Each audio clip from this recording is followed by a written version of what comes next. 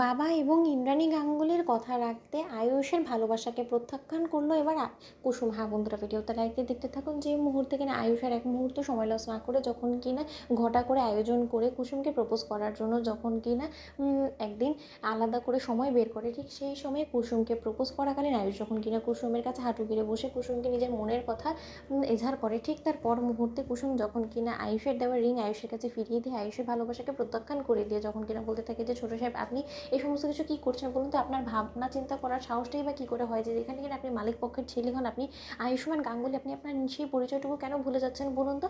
যে আপনি Ganguly group of company যে সিইও, সেই জায়গায় আমি একটা কাজের মেয়ে মামুনি ছাড়া আর কিছুই না, সেই জায়গায় আপনি একটা কাজের মেয়েকে প্রপোজ করছেন, আপনার লজ্জা করছেন, আপনি হাঁটু গেড়ে আমার কাছে বসেছেন। আমার তো আপনাকে দেখে লজ্জা করছে, আমি চোখে চোখ রেখে কথা বলতে পারছি না যে দেবী মাকে আমি সবসময় কিনা আমার ঈশ্বর ভেবে এসেছি, সেই দেবী মায়ের ছেলে হয়ে আপনি আমার কাছে এরকম করে হাঁটু গেড়ে বসে আপনি আমাকে চাইছেন।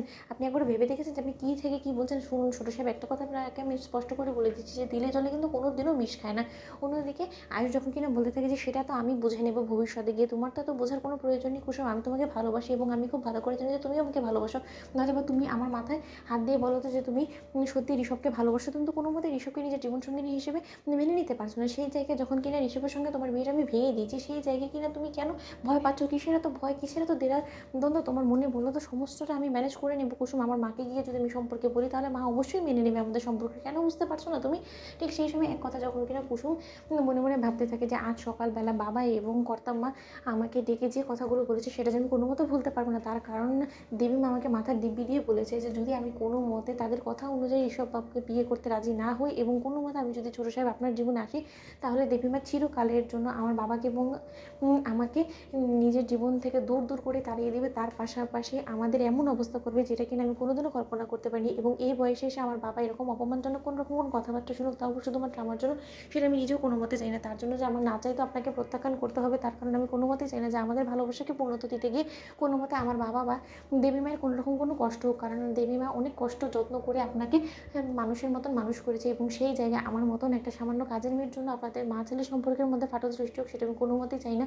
কারণ আমি তো নিশ্চয়ই স্বচোখে দেখেছি যে যখন কিনা আমাদের সেই ফটোশ্যুটের বিয়ে সম্পর্কে দেবী মা জেনেছিল, তার পরবর্তীতে সে কতটা আপনার উপরে ক্ষিপ্ত হয়ে রয়েছিল, আপনার দিক থেকে রীতিমতো মুখ ফিরিয়ে নিয়েছিল। এই যাত্রায় যদি সত্যি সত্যি আমাদের বিয়েটা হয় এবং কোনোভাবে আমি যদি আপনার জীবনে চলে আসি, তাহলে অনেকটাই দেবী মা কষ্ট পাবে এবং এতে করে আমার বাবা আমার দিক থেকে মুখ ফিরিয়ে নেবে এবং এমনিতেই আমি মা হারা মেয়ে। তার পরবর্তীতে আমি যদি বাবাকেও হারিয়ে ফেলি তাহলে আমার জীবনে কিছুই থাকবে না এবং আমি এই অন্যায় অপরাধটা কোনো মতেই করতে পারবো না। তার থেকে বরঞ্চ আমি আমার ভালোবাসাটাকে আমার কাছে রেখে সমস্ত কিছু ভুলে নিজেকে না হয় উজাড় করে দিই ঋষভবাবুর কাছে। ঠিক সেই সময় আয়ুষ বলতে থাকে যে কুসুম, তুমি আমাকে প্রত্যাখ্যান করে কোনো মতেই সুখী হবে না। তো বন্ধুরা, লাইক এবং শেয়ার করে সাবস্ক্রাইব করতে ভুলো না।